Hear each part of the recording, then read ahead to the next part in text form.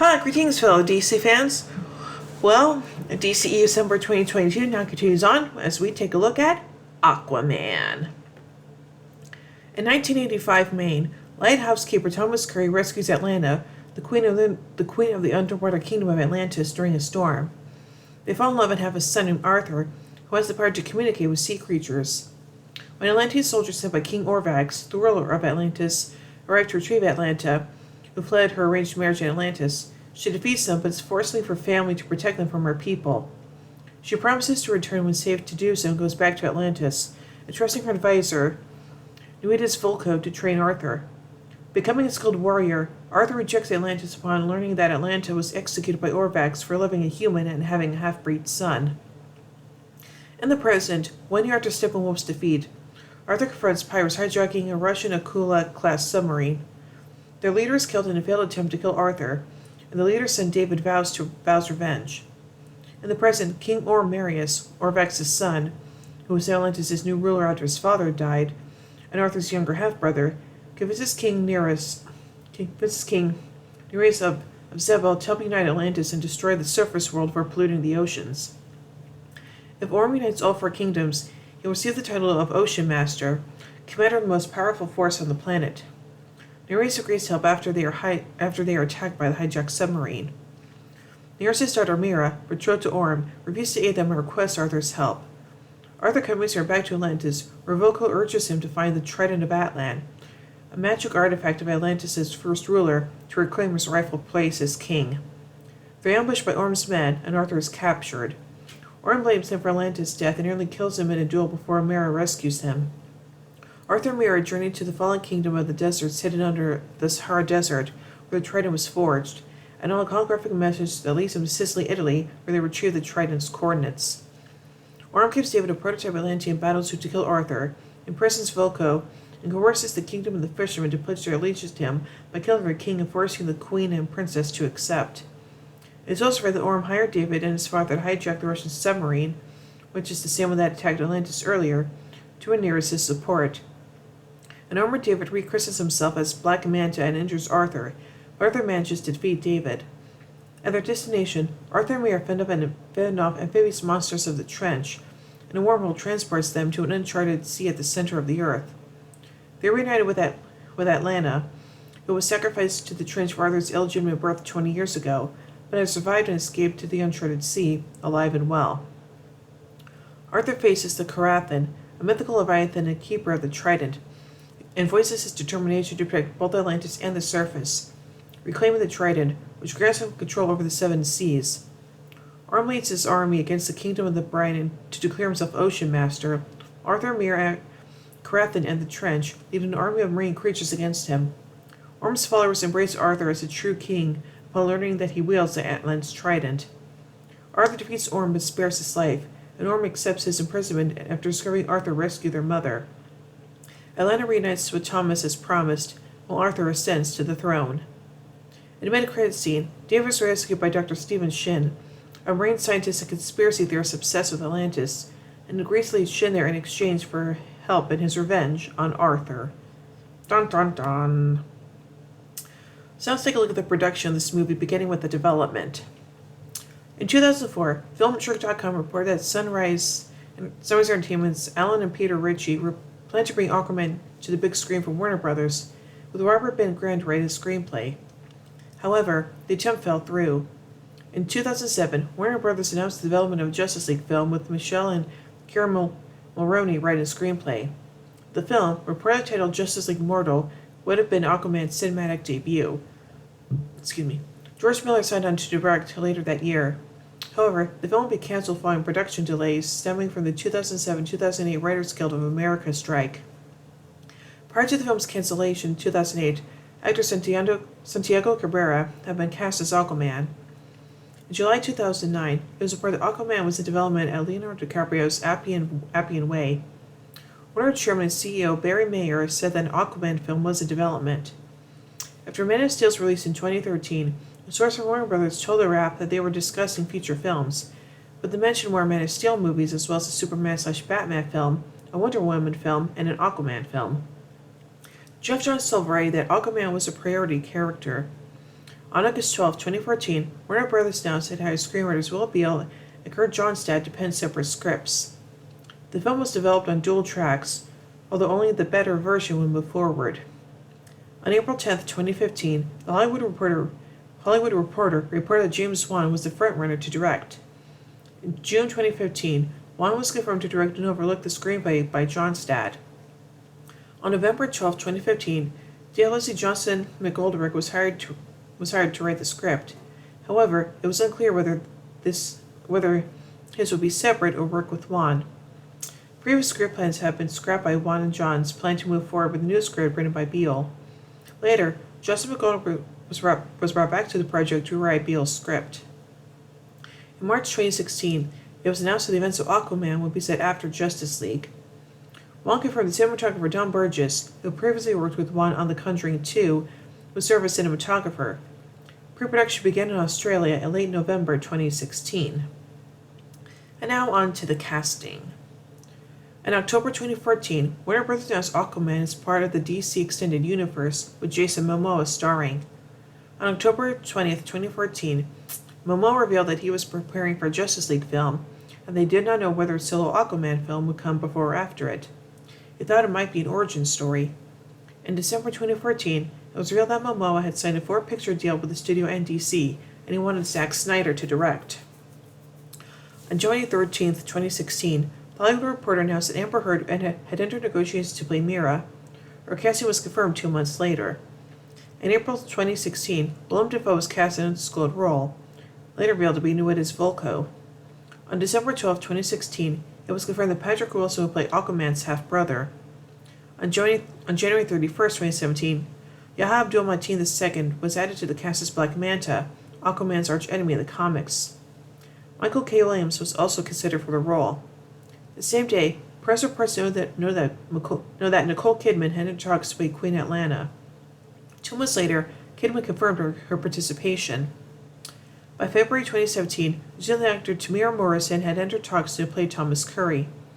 On April 12th, Dolph Lundgren was cast as Nereus. Ludi Lin was cast in the film on May 15, 2017.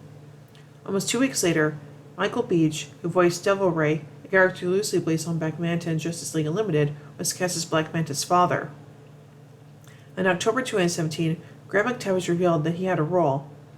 In April 2018, Randall Park was cast as Dr. Stephen Shin, and in July, Jumon Hansu, Natalia Safran, and Sophia Forrest were cast as the Fisherman King, Fisherman Queen, and the Fisherman Princess, respectively. In November 2018, it was revealed that Julie Andrews had a voice role. And now on to the filming. Principal photography began in Australia on May 2, 2017, under the working title Ahab. A majority of the film was shot at Village Roadshow Studios in Gold Coast, Queensland, with additional production in Newfoundland, Sicily, and Morocco. Between May and August 2017, location shooting took place on the Australian Gold Coast, including Main Beach, Coomera, Southport, and Amity Point in North Stradbroke Island, Queensland, as well as Hastings Point in New South Wales. On filming underwater sequences, Wan stated that, quote, "The underwater world is super complicated, and it's not an easy shoot." Filming would have begun on the lighthouse at Hastings Point on August 11, 2017, and ended later that month. Filming took place in Newfoundland and Labrador. Willem Dafoe finished up his part by late September. On October 13th, James Wan announced that Patrick Wilson had wrapped. Filming on location took place in Morocco by mid-October, which included the cities of Merzouga and Erfoud. Principal photography wrapped on October 21st, 2017. And now on to the post-production. James Wan's 5-time collaborator Kirk Morey served as the editor for Aquaman. 2-time Academy Award winner Charles Gibson and Kevin McIlwain served as overall visual effects supervisors. On November 3rd, 2018, Wan announced that post-production was complete. Some additional detailed blood was removed from the UK version of the film to achieve a lower age rating. And now finally on to the visual effects.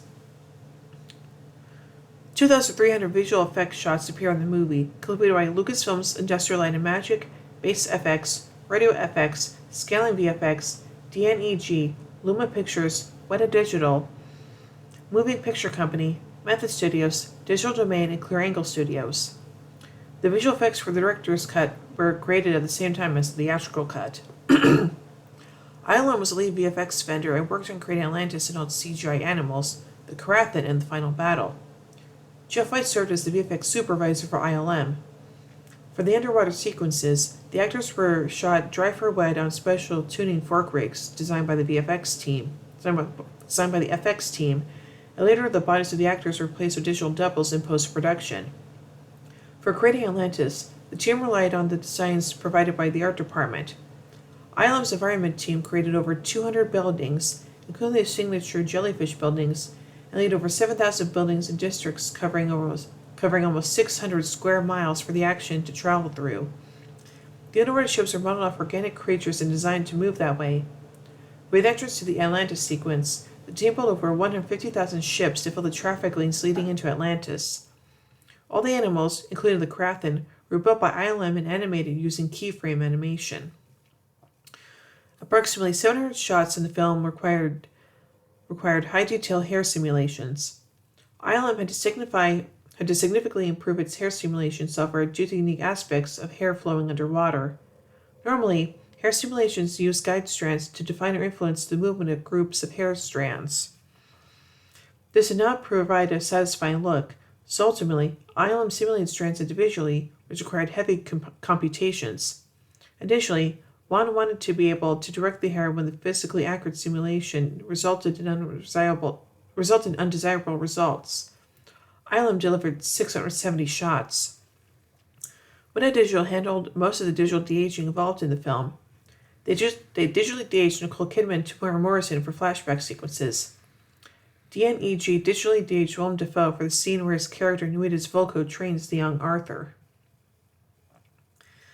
Jay Barton served as the VFX supervisor for Digital Domain. They worked on creating the Dead King's Island environment. For the sequence, the actors were shot in a pool of water against blue screen backgrounds, with Digital Domain adding CGI extensions, waterfalls, mountains, and dinosaurs in post-production. Most of the waterfalls in the scene were created using Houdini, while some were created using practical elements of things such as pouring salt and glass beads. They also built an extensive library of shot FX elements. The dinosaurs are animated using keyframe animation. Digital Domain delivered 19 to 20 shots. David Nelson and Craig Wentworth served as VFX supervisors for Method Studios. Method handled the Sicily fight sequence between Arthur, Mira, and Black Manta, Arthur's encounter with the Karathan in the Well of Souls, and his acquisition of Atlan's Trident. For the Sicily fight sequence, the team built the main square of the Italian village in terracotta tiled roof set pieces that were backed with blue screen. A completely CGI village was also created based on scans and documentation of the real village. For the Well of Souls sequence, Momoa was filmed dry for wet and captured on set in rigs that simulated underwater movements. But ultimately felt restrictive, so artists replaced the majority of his performance with the digital body double and added the CGI environment, rather than Arthur's free-flowing locks. A specially designed 700 FPS shot was used in the sequence where the camera travels through Arthur's eyes. Radio FX worked on two key sequences with Sebastian Murat's VFX supervisor. For the aquarium the young Arthur visits near the beginning, Radio FX used simulations as well as algorithms for the fish behavior. They created hard and soft corals by developing a colonization growth system along procedural stem and tentacle generation tools. They also created the environments for the Atlantis ruins below the desert. Artists used a Lego-type approach to layer the environment with a large amount of sand, dust, and rocks, all of which would realistically give way to the characters' interactions. From there, they sculpted ruined buildings, bridges, towers, statues, and temples, which were textured and shaded at depth to the ruined city. Scaling VFX delivered 450 shots. Brian Hirota served as the VFX supervisor. The main sequences produced by them were the lighthouse and surrounding environment, the Aquaman title card that follows the Boston Aquarium, Aquaman pushes submarine to the surface and rescuing the sailors inside, Orm's tidal wave that sweeps away Arthur and Tom, including the rescue and aftermath, Black Manta being paid by Orm for the submarine's delivery, and Arthur Mira's visit to the Kingdom of the Trench. For the title card, The team relied on Rodio's work on the aquarium sequence and simulated up to 60,000 fish. The tidal wave sequence was realized with a large-scale simulated wave, which was integrated with a combination of day-for-night footage, blue screen shots for the actors in truck interiors, a truck on a rotisserie rig, an interior cabin in a water tank, and VFX simulations for debris. For Green the Lighthouse, a full-size house with the base of the lighthouse tower was constructed by the FX team. Additional house and dock sets were built on sound stages. Additional build-out was done to complete the lighthouse tower and extend the dock fully out into the sea. For the sequence where the camera pushes into a toy snow globe with a tiny lighthouse inside, a CGI transition was created from the lighthouse's living room set to a fully CGI winter coastline. For creating the trenched creatures, motion capture was done on set by stunt performers. Interesting. So overall, I think this movie is really, really damn good, and it's definitely one of my favorites, right up there with Wonder Woman. So, yeah. So overall, I give Aquaman 5 bat signals out of 5. Well, anyway, tune in more as we take a look at the next film, which is Shazam. So until then, in the words of my favorite superhero, I'm here to fight for truth, justice, and a better tomorrow.